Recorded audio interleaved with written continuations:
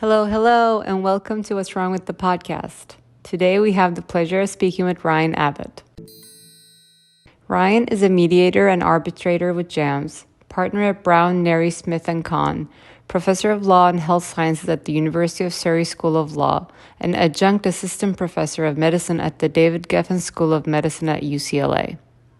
He is the author of The Reasonable Robot, Artificial Intelligence and the Law, published in 2020 by Cambridge University Press. He has also published widely on issues associated with life sciences and intellectual property in leading legal, medical, and scientific books and journals, and his research has been featured prominently in the media, including in the New York Times, Wall Street Journal, and the Financial Times. He has worked as an expert for, among others, the United Kingdom Parliament, the European Commission, the World Health Organization, and the World Intellectual Property Organization. He is a licensed physician and patent attorney in the United States and a solicitor advocate in England and Wales. Managing Intellectual Property magazine named him as one of the 50 most influential people in intellectual property in 2019.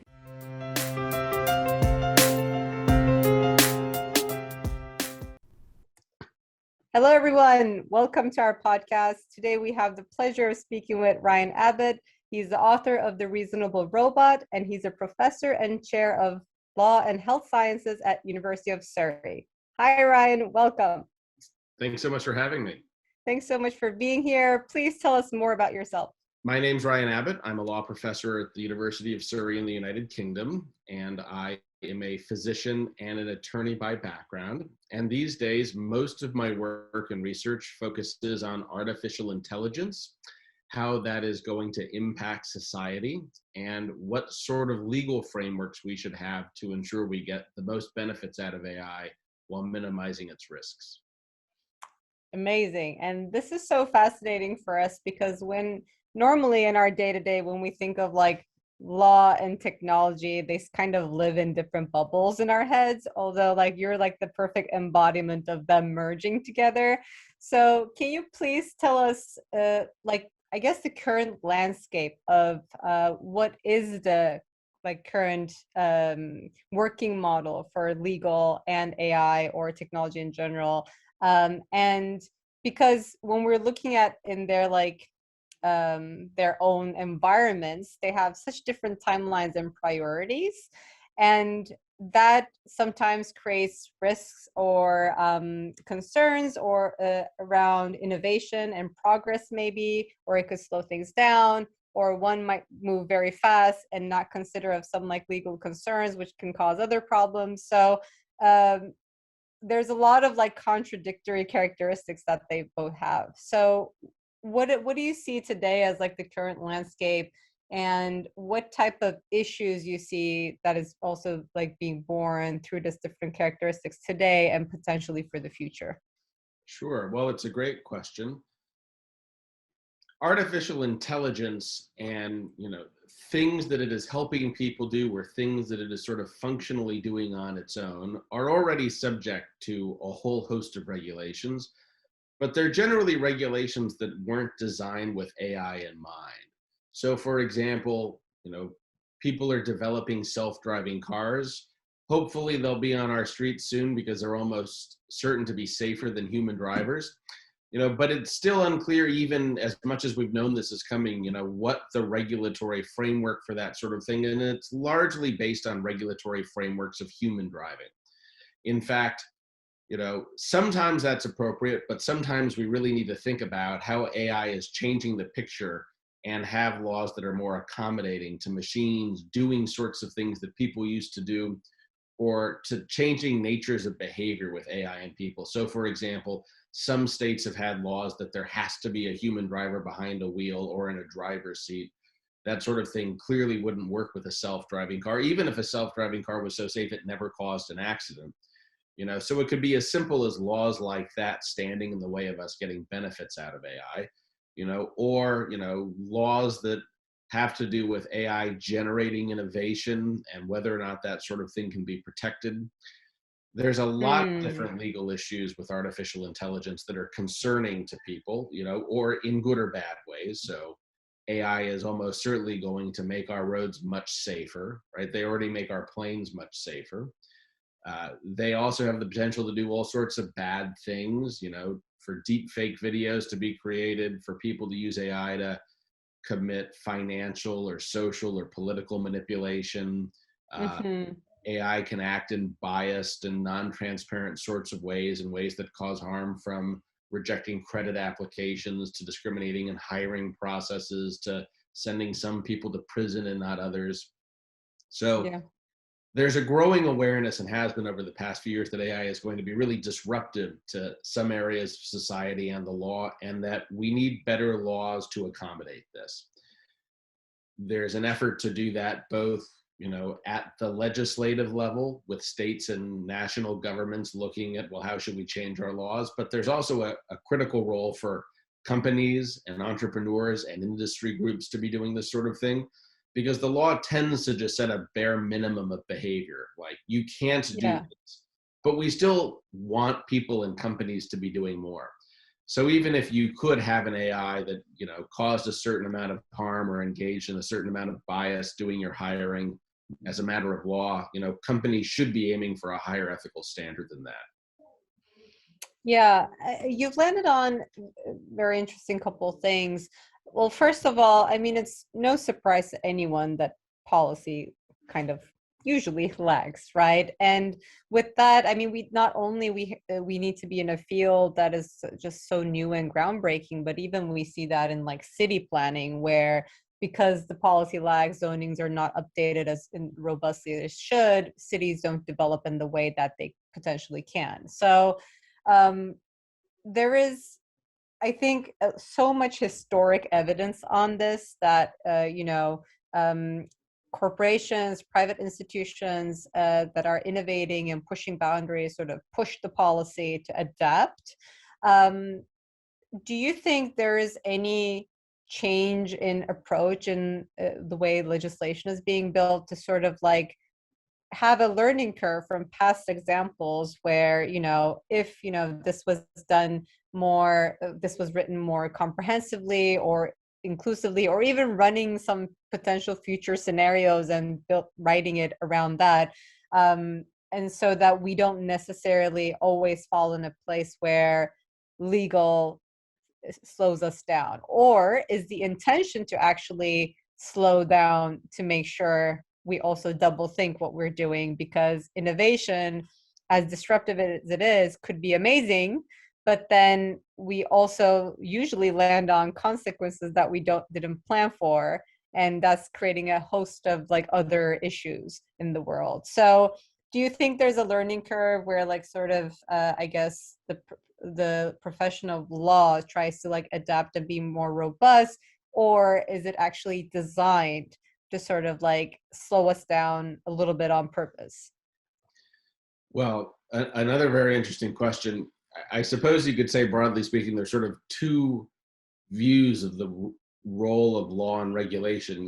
One in which technology outpaces regulation and regulation tries to catch up with it. And not everyone views that as a bad sort of thing. If you believe that basically industry will do best unconstrained, and that lawmakers really don't know what they're doing, and any rules that they throw up are going to be problematic, then you're probably of the opinion that we should just sort of let the Google and Facebook and Tencents of the world do whatever they will, and we can come along after the fact and try and sort it out. And there's definitely some merit in that belief. The other version, if you have the opposite approach, is that there's a lot of risk of these technologies causing harm. Regulators are the ones working in the public interest, whereas technologists are motivated primarily by profit. And it is too risky to allow the private market to do whatever it will in the absence of regulation. So, one argues in favor of letting technology do what it will and responding to it, and one argues in favor of, having the law out in front. The reality, I think, is probably some combination of the two, but it depends very much on the risks of what you're doing, and, Sure. how clear the picture is and what other frameworks are in place. So, for example, with self-driving cars, a self-driving car that causes an accident, is going to have legal liability, not for the car, of course, but for the manufacturer. So we've already seen that in the case of the Uber fatality in Arizona and other accidents caused by self-driving cars. There's already a mechanism for paying out for harms with that, and self-driving cars are likely to cause fewer harms. When it gets to something like a program that decides whether or not to send someone to prison, that's a much different set of risks around that, in part because, there's a much, with a car accident, we pretty much know whether or not the car caused an accident. Like, we know the standards, we know the facts, whether or not someone should have gone to prison or not is a very difficult sort of decision to make, and one that isn't so objective, and that is a sort of area where I think regulators should be a lot more resistant to the idea that, well, we'll just let these algorithm designers, make whatever algorithms they say are fine with, as much opacity as they want, and we'll just sort of trust them. And if it turns out in 10 years they weren't doing such a good job, we'll deal with it then. These two different approaches, reflect somewhat different kind of cultural and national and regional beliefs about regulation and the role of regulators. So, for example, the European Union is very far out ahead of, we need the right regulations in place. It's important we have trustworthy artificial intelligence. It's important all the liabilities worked out, all the ethics are worked out, the human rights are protected. In a jurisdiction like China, you see much more of a free market approach. We want to empower our businesses to make useful products. If you want to dig into privacy, those are two, very different cultural norms around that, right? The EU is very privacy centric with leading regulations like GDPR, which kind of gives ownership of some of their data to individual consumers. China's on the other end of that, with facial recognition technologies, just using these things widely.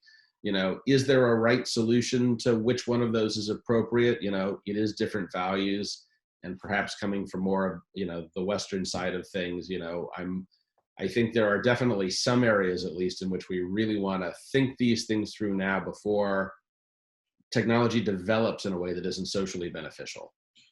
Right. I once attended a very interesting exhibition at MIT Museum, and they were showing the work of one of the labs based in, I guess, MIT Media Lab.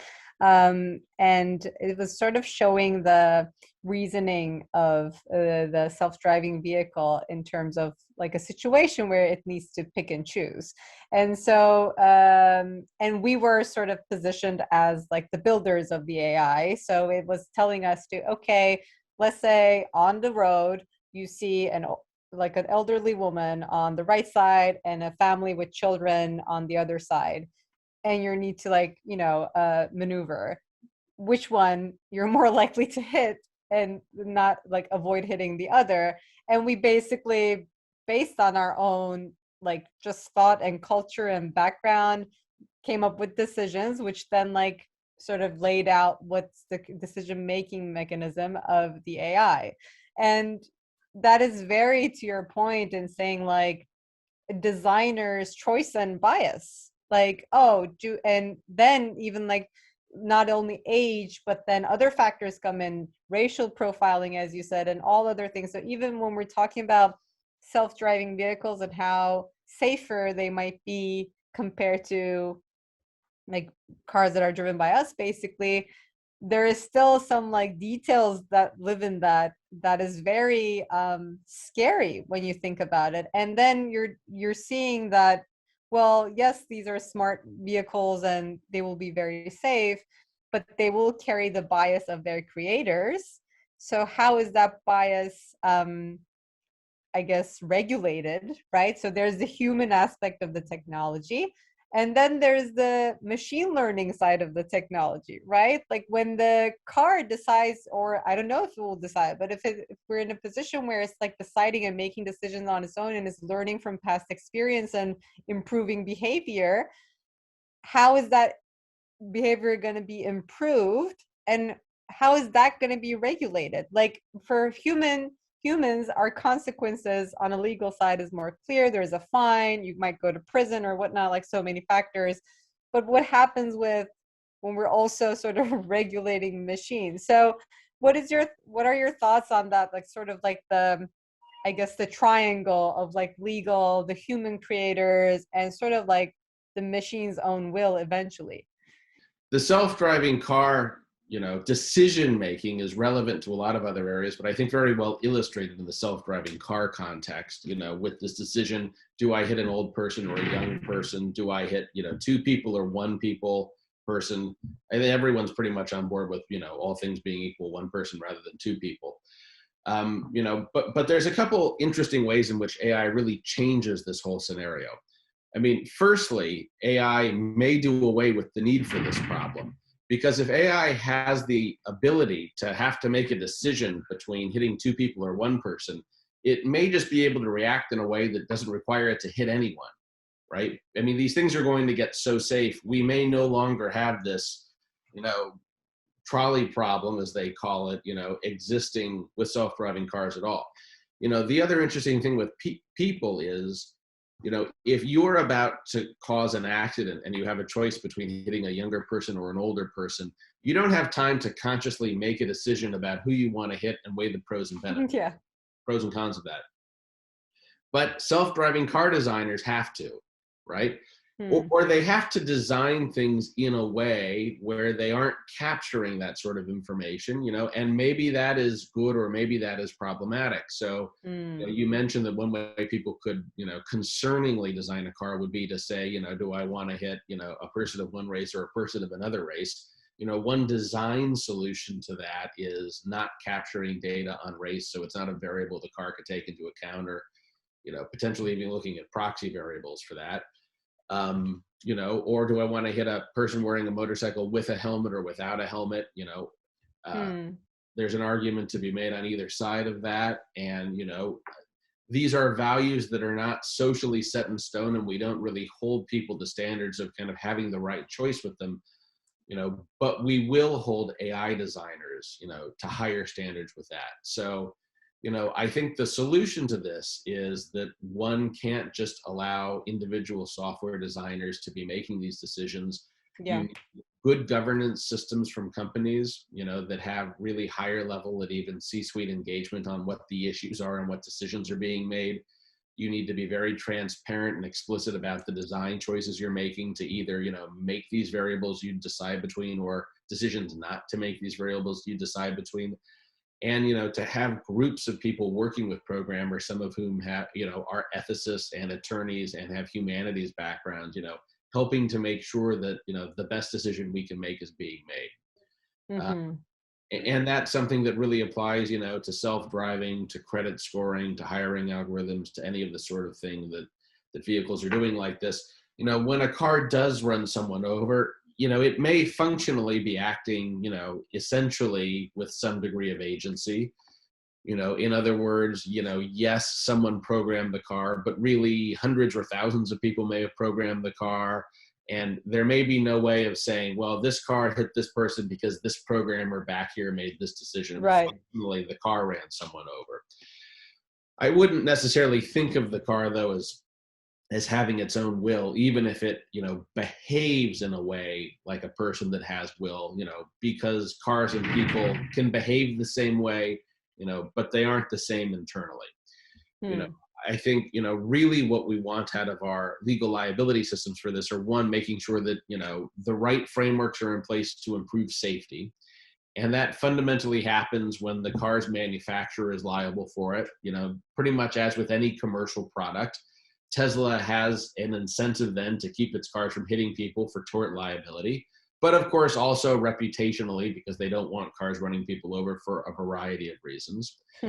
And, then also looking at, what legal standards we want in place at all for AI caused accidents. And, one of the interesting things about this is that AI is actually held to a much higher standard of liability. It is treated as a product, and so any harm it caused, a manufacturer is strictly liable for. Whereas if I run someone over, I'm held to a negligence standard where we just ask, would a reasonable driver run someone over? If yes, then I'm not liable. If no, then I am liable. So actually, even though we'll have self-driving Ubers and human-driven Ubers, we have two different legal liability systems in place with that. And that probably isn't the most functional system if all we really want to do is reduce accident rates. Right. But it's still like the better way as it's more customized to actually what you're dealing with rather than just like having one legal approach to just like a broad, and in this case, like even like different species, I would say like AI and humans. Um, and Well, I, go ahead. oh, it's interesting. So actually, one of the things I argue for in the book is that, in fact, the law should do less to distinguish between behavior by a person and behavior by an AI.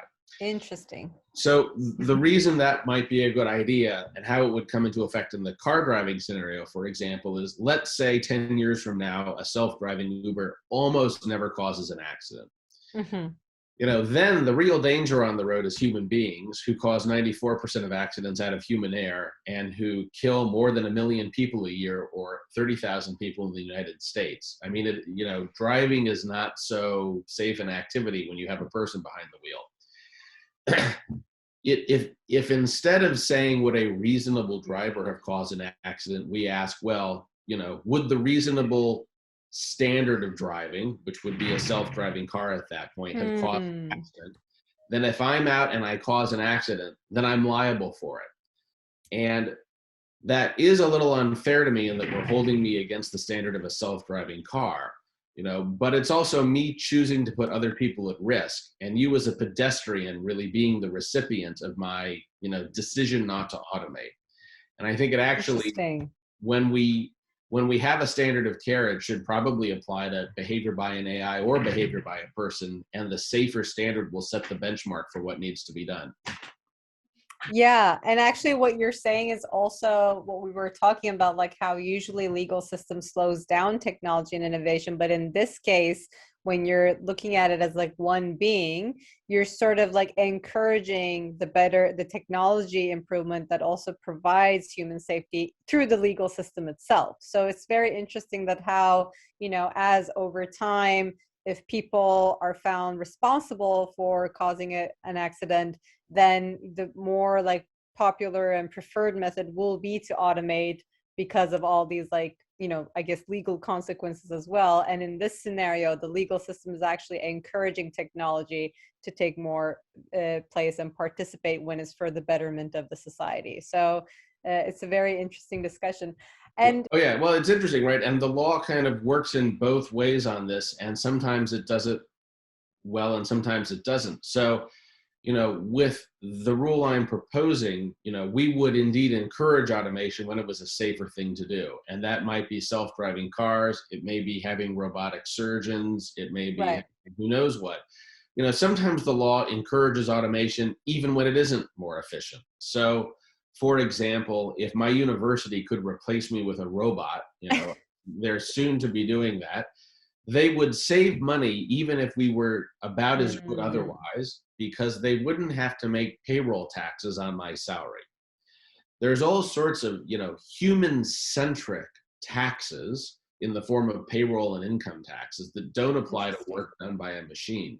So tax policy is encouraging businesses to automate even if it isn't otherwise more efficient right now.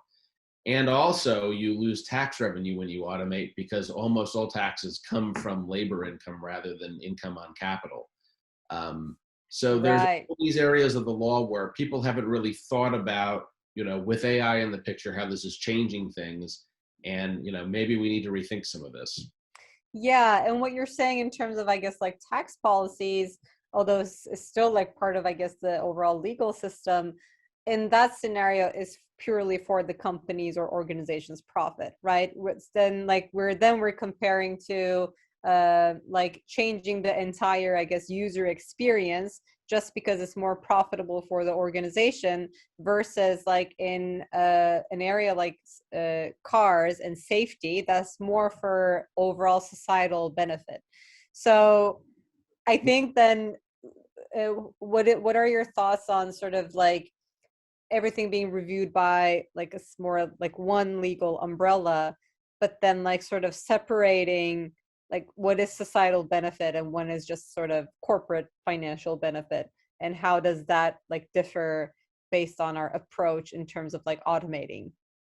Right. Well, and I think that's a good point kind of on the profit front. I'm certainly not against companies automating to be more profitable. Hmm. This is automating in a way to be more profitable and also in a way that's socially not beneficial, Right. because it is automating purely to profit by saving on taxes, Right. right? And so that, that is the sort of thing that we don't want rules that encourage, right? If a machine does a much better job than me at teaching people law, then by all means, the university should automate. But if they're just automating not to pay my payroll taxes, that's something that really, at the end of the day, costs us all money and means that, the benefits of AI are, being distributed in a very narrow and otherwise harmful sort of way. I mean, so this is indeed kind of where lawmakers who represent, the best interest of society more generally, need to give some thought to how do we structure rules that result in social benefits, not how can we, encourage tax avoidance through automation. Right, right. And also, there's like generational differences too. Like maybe 2 generations from now, students are going to be like, yeah, I actually prefer robots. It's easier to communicate. They have less bias and whatnot. And sort of it becomes like then the consumer demand almost that is sort of pushing the policy. And maybe that sort of then becomes like, okay, then this is for societal benefit too. But when you're talking about just like one angle, and that which is like more like on a tax savings, is not necessarily there yet. But also one thing that does not change is us. And with that also technology adapts and sort of that sort of pushes the legal system. But what we're looking at today in terms of whether that's ethical or sort of just benefiting a certain entity or organization may be a very different discussions couple generations from now. For sure. In the design space, you might have people wanting AI to design their homes and, creating new market pressure on that instead of just sort of using AI-enabled tools to help with design work. AI is already pretty active at doing some industrial designs. It could certainly get to the place where it could do interior design or architecture sort of work in the not too Yeah. distant future. Which raises also interesting questions about the future of work and, what we'll be doing if, how competitive this will be with people, whether people would prefer AI, whether the people doing this sort of work will find new job types, or whether we're all going to be put out of work. The history has certainly been that even as AI has automated in certain areas and taken certain sorts of jobs, that people have gone on to do new things. So at the turn of the 19th century, 40% of the workforce was in agriculture, and now it's about 3%, but we don't have, 37% unemployment. People have gone on to do new things, and agriculture is more productive than it ever was. Yeah. So in the near term, I think, designers and law professors can find new sorts of things to do. In the long term, if AI gets so good that there's really not that many roles for people left, I still don't think that would be such a bad thing. Society would have an almost unlimited amount of wealth, and I rather think people would find something to do with their time. I still play chess, even though I couldn't possibly beat a machine at it, right? Right. That's a really good point. And I guess like to talk about, you talk about this in one of your publications, like sort of legal fiction versus science fiction. There's also all these like, in addition to these better scenarios where like, no, actually humans working in collaboration with AI and robots will lead to better societies and a better planet overall. But there's also these like doomsday scenarios, right? Where like, no, robots are going to be much smarter than us. They're going to outsmart us, and then they're going to rule us, and then we're going to become, like all these scenarios. What is your sort of, I guess, opinion on this? And I, how do you even, or if you can even like plan for it legally? I think it's definitely something you can plan for legally, and the book is an effort to do some of that. The machines may be much smarter than us. I think that at some point they will be. They certainly are in some domains. The number of domains in which they're smarter than us is going to, only ever expand. We're not going to suddenly get smarter than machines in any area. That's very different than, attributing kind of self-conscious, self-desire, sentience to a machine that is like a person's. No matter how good a machine is at playing the game Go, it's not going to suddenly want to, rule over humanity. And I don't think that's a realistic thing to worry about. But there are a lot of both benefits and risks from super intelligent artificial intelligence. I think, the utopian version of this is that we have machines that are so incredibly intelligent that they can do all productive work we want them to do. They can generate an unlimited amount of innovation, including things like, clean water and energy and, the cure for all disease. And, we no longer have to be productive. We get to choose how to live our lives. And, whether that's just sort of working on human relationships or playing in VR all day or whatever you will, I think that's a pretty good outcome. I think the bad outcome would be we have AI that operates, to the benefit of a few at the expense of the many. And Jeff Bezos has $500 trillion and everyone else is poor. And, we've become cogs in the machine. And I think, one way to be dealing with this sort of thing is through things like tax policy, where we look not only at, well, what's most efficient, but what are some of the distributional outcomes of, how we set up taxes. And, with AI generating more wealth, is that something that should be more broadly socially distributed? Right. And also like what you talked about in terms of like the distribution of wealth and also distribution of all the resources and everything that these technologies will enable, right? Like we talk about, in order to be able to get ahead of the climate crisis, like we need clean energy, but we're talking about the globe. In the end, we're all living in the same planet. And so not only this is valid for United States, but you're talking about like, how do we get that to each and every corner of South Africa also, right? So, and what are some like discussions or concerns around, well, first of all, legal systems, as you said, also really change from country to country, and even like in US, like state to state. And then also, once we have more robust technology in the planet, if this is not evenly distributed, so like some countries are far ahead in AI and almost like being managed and run by robots, and whereas some other countries, the gap between like the progress and where we are as a society has just grown further.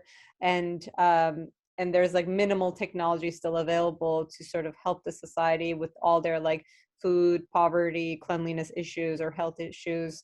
How can we sort of, and this, this approach takes vast collaboration, not even like diverse disciplines. We're talking about, legal and engineers and designers should be working together almost in like legislation to get it right.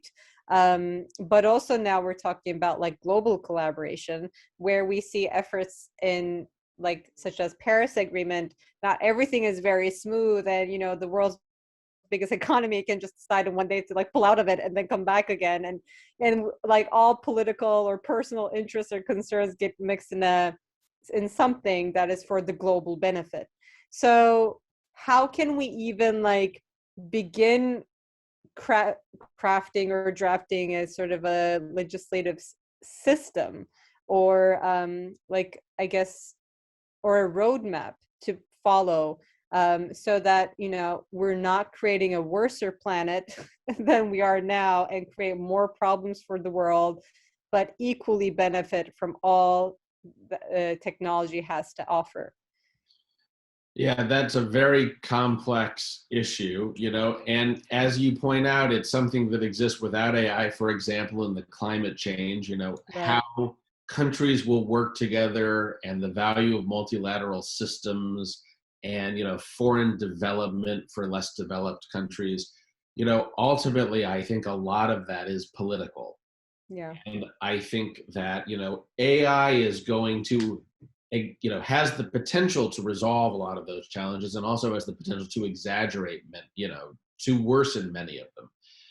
As you point out, there is a tremendous development and technology disparity between some countries. And as AI, becomes more advanced, generates more innovation, generates more wealth, some countries in the absence of some meaningful behavior are definitely going to lose out on that.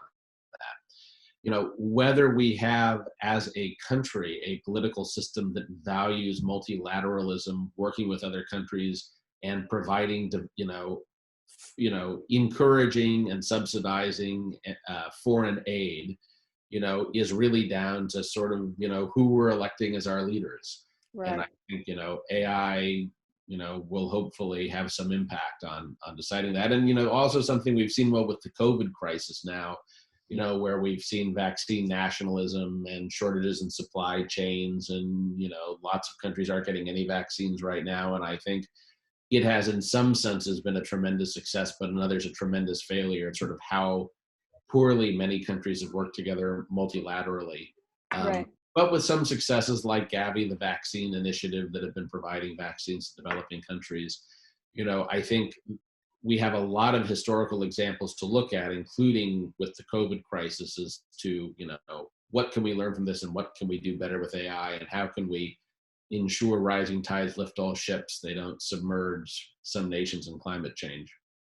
Right, right. And really acknowledge, I think, and address all these issues at the right time. Like, we don't even, I mean, the only reason why we globally accepted the urgency around COVID is because people were dying, and dying in high numbers every day. But, and Greta Thunberg always talks about this, like, there is no like immediate day-to-day consequence for so many people on a climate crisis. So it's not even in the public opinion, it's not even seen as a crisis. And that is sort of delaying all the innovation, improvement, legislative work that needs to be done around it. And it's not helping that politics gets in the mix and sort of like dilutes conversation or confuses people. And I really hope, we sort of learn from last year, well, still with the ongoing pandemic, and really address everything as like a current crisis and a potential crisis in the future. And there are big discussions about innovation gaps or innovation deserts, even within, specific countries, but also like obviously globally. So like addressing that, like if we do not address that now, as technology improves, we will only be widening the gap, and sort of seeing that as a potential future crisis and sort of planning for that. So, I mean, this is like one of the many reasons like why we love to do our research in a more public platform, because in the end, there's no solution to any problem without user awareness or public awareness.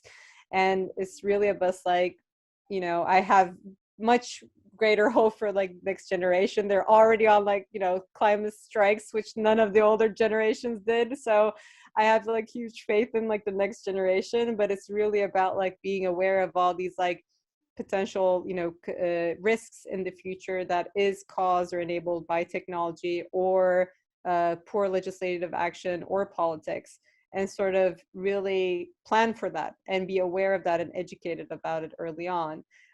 So for that, like, we're very thankful that you're here today.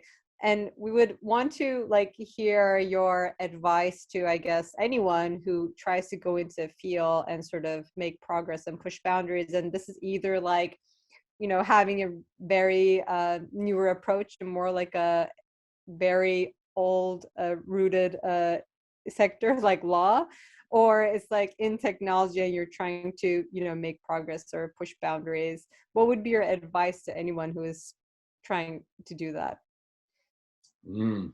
Well, I think it, depends on the individual and what it is they want to do. But, I think there's a lot of value these days in being multidisciplinary and, combining talents in different areas together to do something that's, less usual than just practicing law. So for people interested, there's a quickly developing field of legal technology. We need people who have a background in both law and technology and combining that sort of thing.